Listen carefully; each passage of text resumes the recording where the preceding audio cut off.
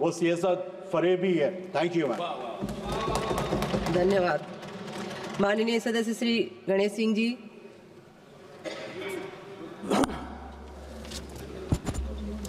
धन्यवाद सभापति महोदय। मैं आपदा प्रबंधन संशोधन विधेयक 2024 के पक्ष में अपना विचार रख रहा हूं। आपदा प्रबंधन अधिनियम 2005 में यह संशोधन करने वाला विधेयक, इसे संसद में 1 अगस्त 2024 को माननीय गृह मंत्री जी ने संशोधन करने हेतु पुरस्थापित किया था। माननीय अध्यक्ष महोदय, मैं आपको धन्यवाद देता हूं कि आपने आपदा प्रबंधन संशोधन विधेयक 2024 पर मुझे बोलने का मौका दिया।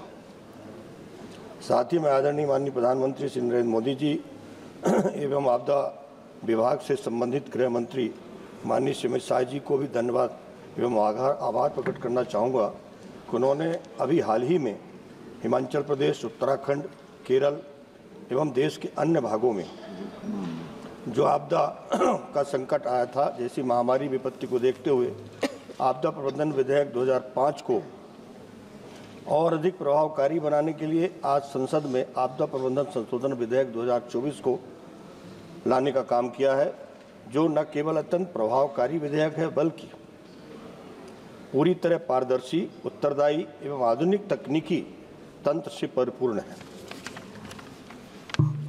मैं कांग्रेस के माननीय सांसद शशि थरूर जी अभी कह रहे थे कल अपने भाषण में, जबकि केरल में इतनी बड़ी आपदा आई थी और भारत सरकार ने केंद्रीय दल भेजा, पूरी मदद किया, इसके बावजूद भी वो कह रहे थे कि विधेयक को वापस ले लेना चाहिए।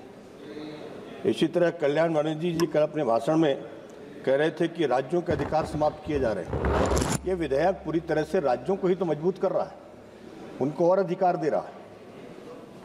और कल अपने भाषण में उन्होंने पूरे देश के नारी शक्ति का जो अपमान किया, कितना शर्मनाक है।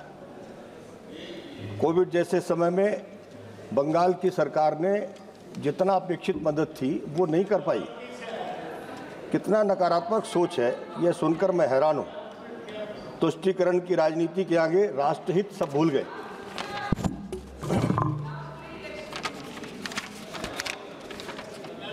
भारत में प्राकृतिक और मानव निर्मित आपदाओं का अलग अलग भूभाग में अलग अलग प्रकार का खतरा बना हुआ है। 58.6% भूभाग में मध्यम से अति तीव्र गति के भूकंप आने की संभावना हमेशा बनी रहती है। 40 मिलियन हेक्टेयर भूभाग में बाढ़ और नदी आपदा की आशंका रहती है। 7,516 किलोमीटर लंबी तटरेखा है जो हमारे देश में, उसमें से 5,700 किलोमीटर में चक्रवात और सुनामी आने की हमेशा संभावना बनी रहती है। कृषि योग क्षेत्र के 68% भूभाग में सूखे की आशंका बनी रहती है। पहाड़ी क्षेत्रों में भूस्खलन और हिमस्खलन का जोखिम हमेशा हमारे देश में देखा जा रहा है। ऐसी स्थिति में जो कानून बना था उस कानून में और व्यापक संशोधन की ज़रूरत थी और उसमें और नए प्रावधान जोड़ने की ज़रूरत थी, जो इस विधेयक में शामिल किया गया। भारत सरकार ने दिनांक 23 दिसंबर 2005 को आपदा प्रबंधन अधिनियम अधिनियमित किया था, जिसके अंतर्गत राष्ट्रीय आपदा प्रबंधन प्राधिकरण NDMA, जिसके अध्यक्ष माननीय प्रधानमंत्री हैं, और राज्य आपदा प्रबंधन प्राधिकरण SDMA, जिसके अध्यक्ष सभी राज्यों के माननीय मुख्यमंत्री हैं। इस परिकल्पना में जिला आपदा प्रबंधन प्राधिकरण DDM भी इसमें अब कार्यशील होगा। ये प्राधिकरण क्रम राष्ट्रीय और राज्य और जिला स्तर पर आपदा प्रबंधन के लिए जिम्मेवार होगा। प्रधानमंत्री श्री नरेंद्र मोदी जी ने नवंबर 2016 में नई दिल्ली में आयोजित एशियन मिनिस्ट्रियल कॉन्फ्रेंस और डिजास्टर रिस्क रिडक्शन के दौरान डिजास्टर रिस्क रिकमेंडेशन DRR के संबंध में 10 पॉइंट का एजेंडा एक दिया था। मैं माननीय मंत्री जी का ध्यान आकर्षित कराना चाहूँगा उस एजेंडे के बारे में, जिसमें पहला था सभी विकास क्षेत्रों को आपदा जोखिम प्रबंधन के सिद्धांत को अवश्य अपनाना चाहिए। नंबर 2, जोखिम कवरेज की दिशा में गरीब परिवारों से लेकर SME एवं बहुराष्ट्रीय निगमों से लेकर राज्य तक सभी को इसमें शामिल किया जाना जरूरी है। तीसरा, आपदा जोखिम प्रबंधन में महिलाओं का नेतृत्व और अधिक केंद्रीय भागीदारी होनी चाहिए। नंबर 4, प्रकृति और आपदा जोखिम की वैश्विक समझ को बेहतर बनाने के लिए विश्व स्तर पर जोखिम मानचित्रण में निवेश। नंबर 5, आपदा जोखिम प्रबंधन प्रयासों की दक्षता बढ़ाने के लिए प्रौद्योगिकी का लाभ उठाना। नंबर 6, आपदा संबंधी मुद्दों पर काम करने के लिए एक नेटवर्क विकसित करना जरूरी है। नंबर 7, सोशल मीडिया और मोबाइल प्रौद्योगिकी द्वारा प्रदान किए गए अवसरों का उपयोग करना। नंबर 8, आपदा जोखिम न्यूनीकरण को बढ़ाने के लिए स्थानीय क्षमता और उसका पहल का निर्माण करना। नंबर 9, आपदाओं से सीखने के लिए हर अवसर का उपयोग करना। और अंत में 10वां, आपदाओं के प्रति अंतर्राष्ट्रीय प्रतिक्रियाओं में से अधिक एकजुटता लाने का है। इस विधेयक में सभी विषयों का समावेश किया गया है। आपदा से निपटने के लिए राष्ट्रीय स्तर पर, राज्य स्तर पर और जिला स्तर पर कतिपय प्राधिकरणों और समितियों की स्थापना की गई थी। इनके अतिरिक्त अधिनियम में भारत सरकार के मंत्रालयों और विभागों द्वारा उठाए जाने वाले कदमों का उल्लेख किया गया है और ये निर्देश दिया गया है कि प्रत्येक मंत्रालय या विभाग आपदा प्रबंधन संबंध में नोडल उत्तरदायित्वों को पूरा करेगा। इतना बड़ा, आज तक इसके पहले उस कानून में कोई इस तरह का प्रावधान नहीं था। 15वें वित्त आयोग की सिफारिशों के अनुसार विकास आयोजनों में आपदा प्रबंधन को मुख्य धारा में लाने के केंद्रीय सरकार के सतत प्रयासों और पूर्व में आई आपदाओं से मिली सीख और अधिनियम के कार्यान्वयन के दौरान प्राप्त अनुभवों के दृष्टिगत राज्य सरकारों सहित सभी धारकों के साथ परामर्श से आपदा प्रबंधन अधिनियम 2005 की यह समीक्षा की गई। आपदा प्रबंधन संशोधन विधेयक में जो प्रावधान किए गए हैं मैं उनकी तरफ आपका ध्यानाकर्षण कराना चाहूँगा। आपदा प्रबंधन के क्षेत्र में कार्य कर रहे प्राधिकरणों, समितियों की भूमिकाओं में अधिक स्पष्टता और एकरूपता लाना है। राष्ट्रीय संकट प्रबंधन समिति और उच्च स्तर समिति जैसे अधिनियम पूर्व कतिपय संगठनों को संवैधानिक अधिकार दिलाना है। राष्ट्रीय आपदा प्रबंधन प्राधिकरण और राज्य आपदा प्रबंधन प्राधिकरणों के कार्यकरण को सुदृढ़ बनाना है।